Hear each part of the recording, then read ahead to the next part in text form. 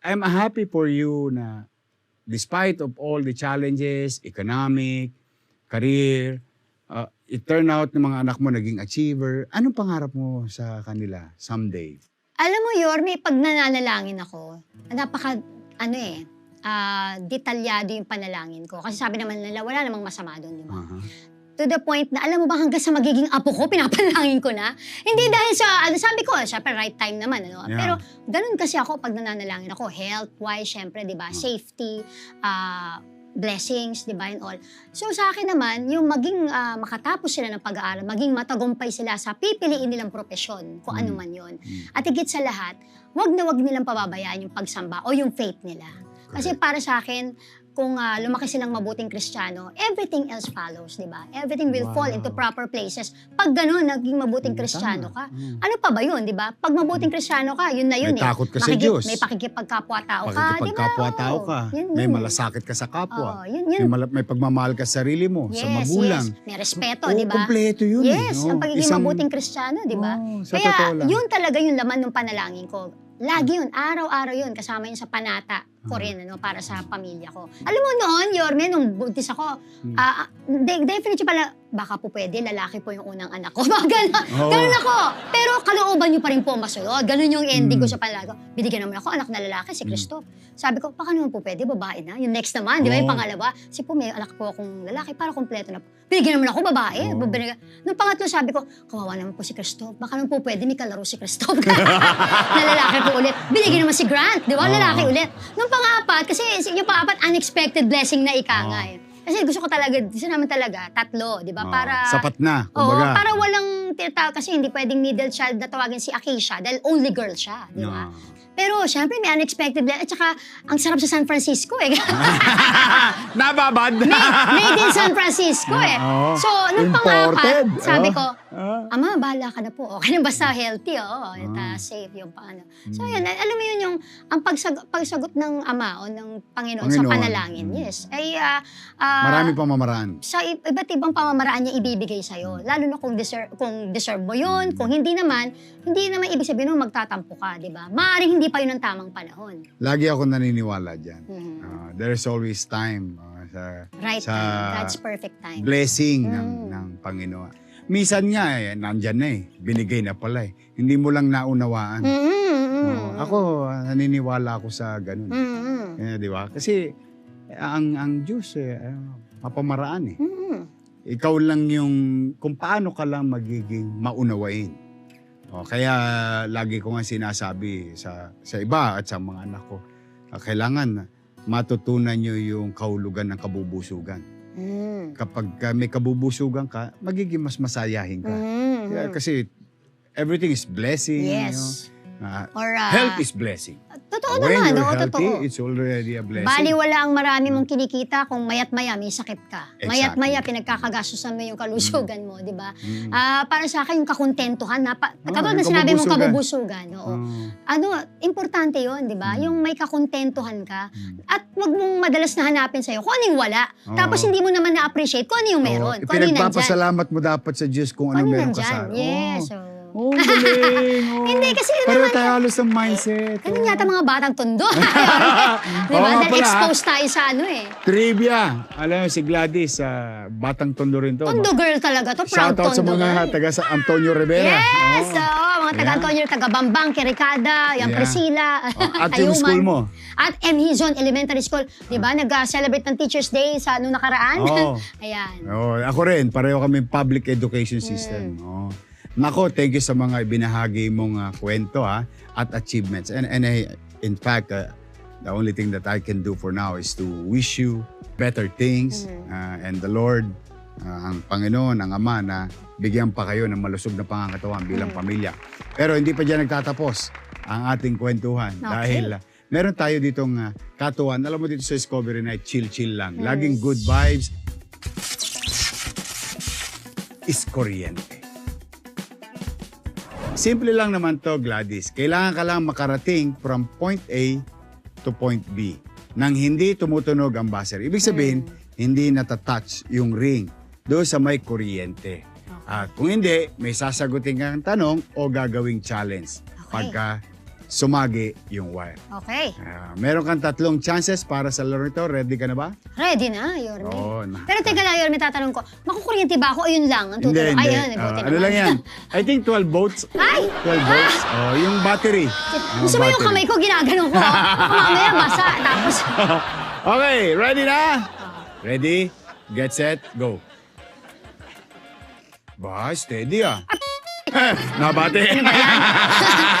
Parang ako yung na-challenge turuan si Yorme na mag-hula hoop for 15 seconds. Ay, naman! Yorme, alam mo ba, ang hula hoop ay isang magandang ehersisyo, di ba? Sa balakang? O pangkalahatan? Pangkalahatan. Because kapag nag-hula hoop ka, syempre hindi pwede yung kamay mo nakababa. So nakataas yun. So exercise na rin sa kamay yun. Sa bewang, sa balakang, sa puwet, di ba? Sa tuhod. Pero ako, ginagawa, sa tuhod, sa bahay, dahil mahilig ako mag-video, para pati lungs. Di ba? So sinasabayan ko ng kanta. Hula hoop plus Yes, karaoke? video, karaoke. Masyado ka naman talentado. Galing mo naman. Ang talentadong Pinoy, Ganun nga. Bigyan natin sila ng tip. Hindi naman kailangan kembot na ganun para mag-hula hoop. So ganito lang kasimple. Yorme, yan. Paikutin mo siya. Okay. Tapos siyempre yung kamay nandito kasi hindi pwedeng tamaan para hindi bumagsak, diba? 15 seconds to, no? As simple as that. Tapos pag marunong ka na, siyempre pwede ka na umikot-ikot na ganyan. Pwede ka na ganyan. Pwede ba? Mga ganon. Sige, Yorme. Kaya mo yan. Yorme, middle. So gaganon, tapos... Yan. Go, Yorme! Okay. 5, 6, Game na ba 7, kayo? 8. Yes! 1, 2, 3. Isa pa, Sige isa pa, ba? isa pa. Tsaka medyo bend ka konti ganun. Yan. Tsaka 1 foot forward. Yan. Okay, 1, 2, 3, go. 1, 2. Hindi, kaya. Pwede, kaya. One more. Mas ano lang, mas mabilis lang. Yan. Yan. Isa pa, ilang ano na yan? Seconds. Practice Isa pa, lang isa yan. pa. Sabi, practice makes perfect. Yes! 1, Okay, 2, 3, go! 5, 6, 7, 8, 9, 10, 11, 12, 13, 14, 15, 16, 17, 18, 19, 20, 21, 22, 23, 24, 25, 26. Yeah! Ang galing ni Yorme! Ang bilis, ang bilis. Oo nga! Oo nga? Pwede pala to sa abs. Ilang seconds pa lang, di ba, Yorme? Nararamdaman mo na. Tsaka bigla kang in parang fairness, mamaya, nainit na, pagpapawisan ka na. So, Tapos nakikita mo na si Tweety Bird. Kulang ka na sa hangin. itatry natin na magkasabay tayo. May forward ako dito. Yan, Okay. yan. Pero, yan. Okay ito. Okay. 1, 2, 3. Anda, isa pa. Isa pa, Yorme. 1, 2, 3, go. 2, 3, 4. Isa pa. Kaya yan, kaya. Kaya yan. Paano yan? 2, 3, 4, 5, 6, 7, 8, 9, 10. Yeah! Oh!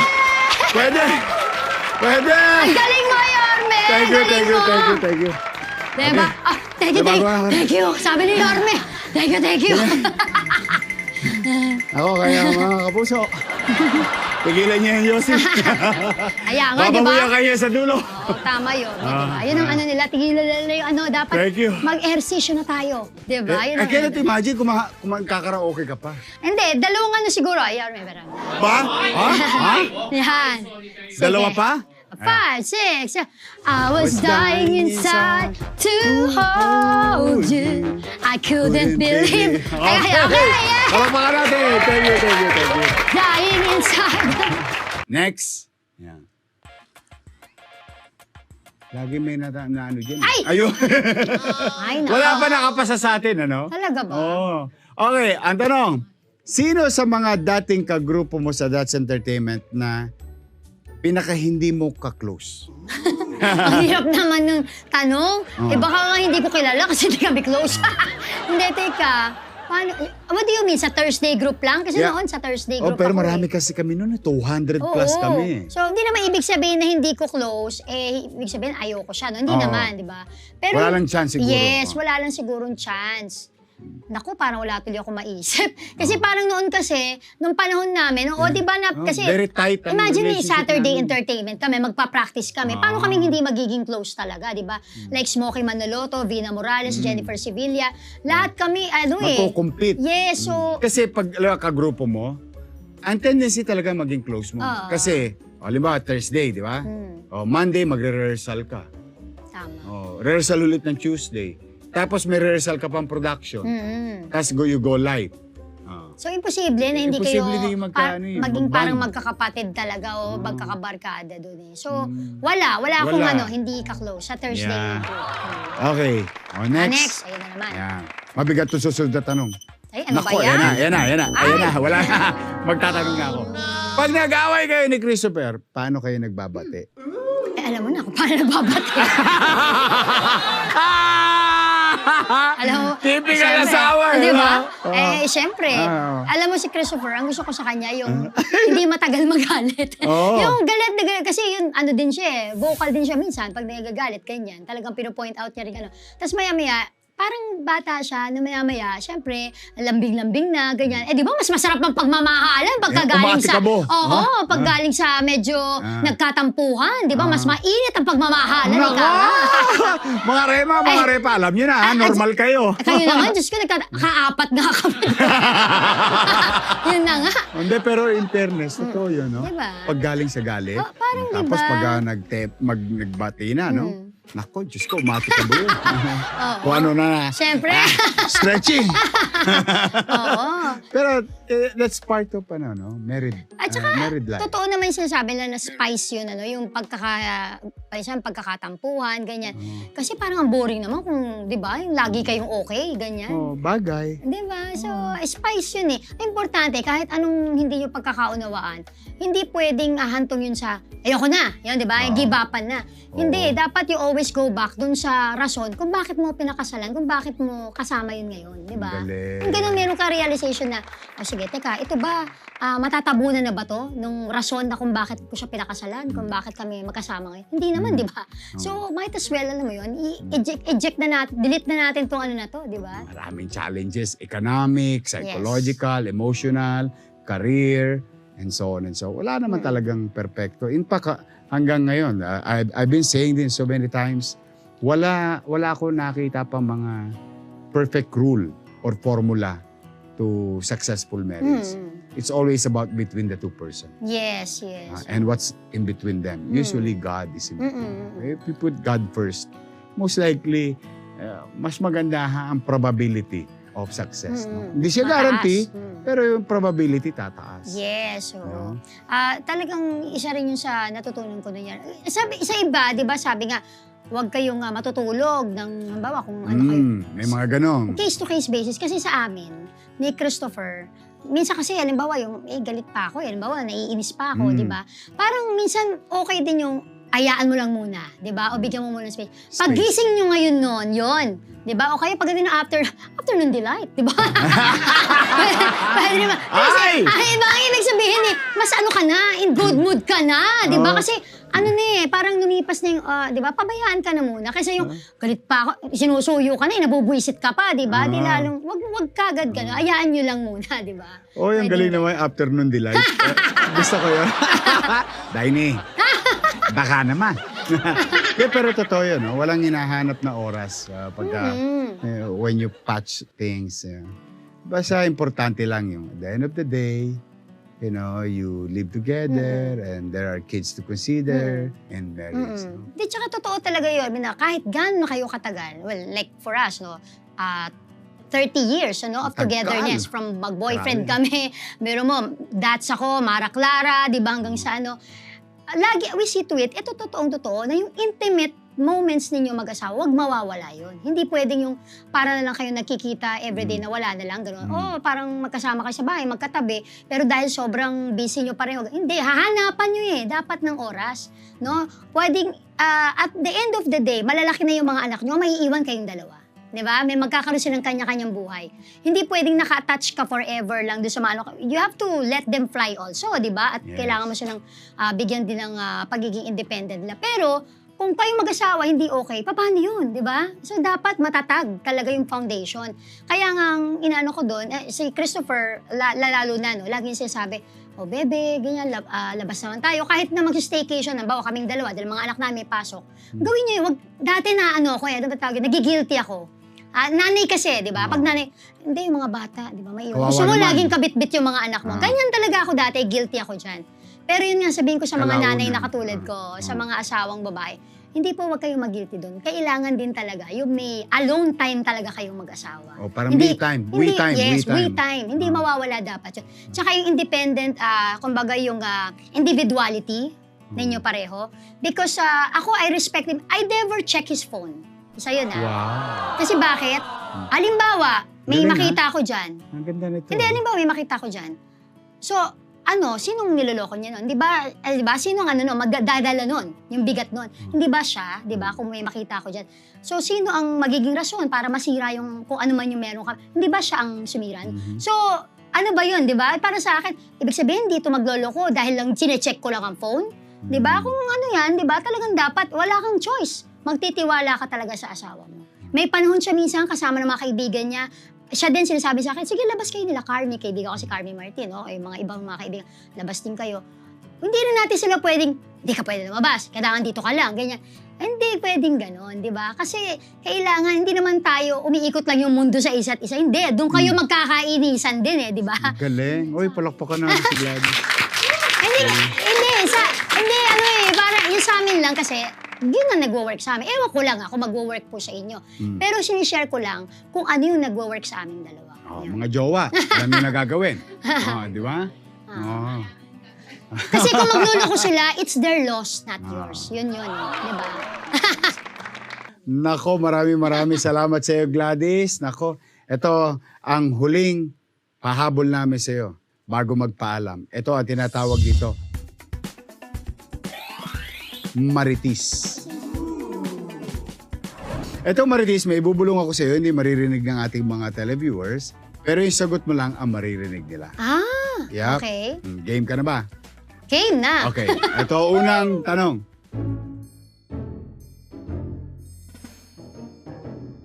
Ano ba yan?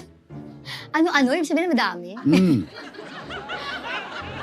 Ano? Oo. Braso. Tsaka yung kasi ang tigas Tama na to! Tuhod! Kayo naman! Tuhod kasi! Ito naman Grabe. Pati sila Alam mo, napapasigaw, grabe sila. Napasigaw. Hindi kasi, di ba? Ang tigas sa tuhod Ayan. Mga Marites talaga to pangalawa.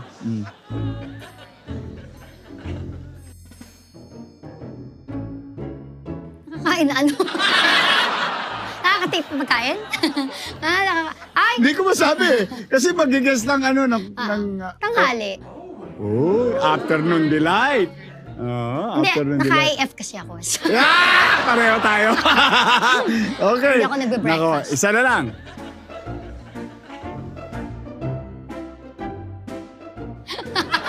Natawa ako doon. Ang sama na sagot yan. Hindi. Hindi, kadalasan 1 to 2. Yan. Nako, kung alam niyo lang yung tanong. Pero ayun, kaya nga tinawag tong Marites. Yes. Teasing lang. Yes. Okay, palakpakan natin ulit. Gladys. Ang saya. Okay, game na game siya. Meron ka bang gustong i-promote? Okay, again, that's Diner. Entertainment. Yes, that's At saka, Diner. ayan. Opo, That's Express. Ayan, meron po kami dyan sa along Ilocos Sur Street, Bago Bantay, Quezon City. At yung aming pong bagong That's Diner along Olympia Village, San Pedro, Laguna. At syempre po yung aming mga ibang branches. We're open for franchising. Yun, please. Lalo na po sa aming mga kababayang OFW. Meron po kami tinatawag na program na Sosyo-Negosyo. Okay. So ito yung mga gusto pong magnegosyo ng mga OFW natin. Alam niyo po, from training ng tao hanggang sa management, tutulungan po namin kayo, i-guide namin kayo para sigurado pong maitayo yung negosyo na gusto ninyo na That's Diner o That's Express man po yan. Meron po kaming That's Entertain Meet Express. Ayan, meron po yan sa IG and Facebook. Message us po. And of course, sa mga may events po, Someru Catering. Ayan, meron po kami sa IG and FB. Please message us. And Black Rider. Ayan. Black Rider. Yan po ang bagong primetime action na syempre abangan nyo po ang paglabas ni Yorme doon dahil hindi nyo akalain yung role niya. At syempre si Joaquin kasama namin. Of course, Ruru Madrid is Black Rider. ang dami, so ito lang, di ba, Yorme? Ang daming putahe na ihahain namin sa inyo sa Black Rider. Kaya sana po, wag ninyong kakalimutan. At meron po kaming movie intended for Metro Manila Film Festival. Wow. This is Unspoken Letters. Kasama po yan si Kuya Tonton Gutierrez, ayan, sila Matet De Leon. Ito po ay family drama para po sa inyong lahat. At Moments, of course, may show po on Net25. Thank you so much, Yorme, for this opportunity. Thank you, Gladys. Yung Black Rider, at Yes. congratulations kay Ruru Madrid. Naku, magandang abangan yan Yes. sa GMA7 Kapuso. Opo. Malapit na po yan. At magkakasama kami dyan, nila Gladys at Yes. iba pang mga big Joaquin, stars. syempre din, At no? syempre, yung aking anak sa totoong buhay Sa totoong buhay. at anak sa Black Rider. Anak mo rin siya doon. Ayun, ayun pala eh. First time namin. Nako. Father and son din kami. Ayan, pa-teaser ni Yorme, Ayan. Karakter, Kaya abangan dapat niya. abangan. At dahil dyan, may regalo kami sa iyo. Ayan, ang laki. Okay. Todits. Ito, ang regalo sa iyo. Ang laki naman contact lens ito. Ang laki. Sige. Buksan Wow, na natin. sayang naman yung ano. Magaling diba? tong mga writer. Oo nga. Ayan. Ayan. Ay, sirain ko na. Sabi Go kasi ahead, nila go para... ahead. Ay! Ang ganda naman. Siyempre, meron na akong bagong hula hoop! Yun! Diba? Oh, yung cute naman. Ang cute. At saka, talagang ano siya, ang Multicolor, tawag doon ah. yung, Oh. ano siya, Yorme, padded, ano, para siguradong hindi ka masasaktan. Pwede ba Masasaktan. nating alisin Ayan, natin ayan. to? Ayan. Oy, thank you. Hindi, kasi gusto ko subukan. Diba? Ayan. Tingnan natin. Ayan. Ay! Diba? Pwede. Oo. Ay, ang sarap. Oo. Thank you, Discovery Night. Sa mga Discovery Nighties, maraming naman. salamat po sa inyo sa panonood niyo po ngayon. At next week po, abangan niyo po ulit ako dito. Ay, hindi pala. Akala ko host muna ako. No? Pero thank you so much for this. Diba? I love it. Galing. Oh. Thank you. Okay, thank you. At syempre, ayan, flowers. Wow. Naku, salamat. Lagay mo sa base mo. Sobrang mamaya. na-appreciate ko ang mga flowers talaga ngayon. At ang amin namang Eye Color Plus ay may hatid din sa iyo. Ito, maganda to. Pag gusto magkulay ng buhok. Yan. Ay, talaga? Yes, Ayan. oo. Parang magugustuhan ng nanay ko to. Yan, no? Mabilis lang yan gamitin. Great Eye Color length. Plus. oh. Ayan, At eye color. ito naman, kay Christopher, hindi ka iulit ng ulam. Isang Yes. linggo. Ay, Hatid ng ganun! Amigo. Wow! Ayan. Ayan. At saka Thank mga you. anak ko magugustuhan din. Yan. Thank you, Yormin. Dami Okay, naman thank gifts. you. At syempre, mga Discovery Nighties, mga Rema. Muli, maraming salamat, Gladys. Thank you, I hope Yormin. and I wish that God will continue to guide both of you. And bless Salamat. both of you and Salamat, your family. Yormin. Ha? Maraming salamat sa iyong napakagaling na mga staff.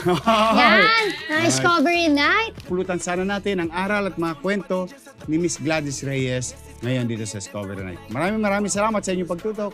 See you again next week. Ingat! Yay! I love you! God first! Ito ang Discovery Night.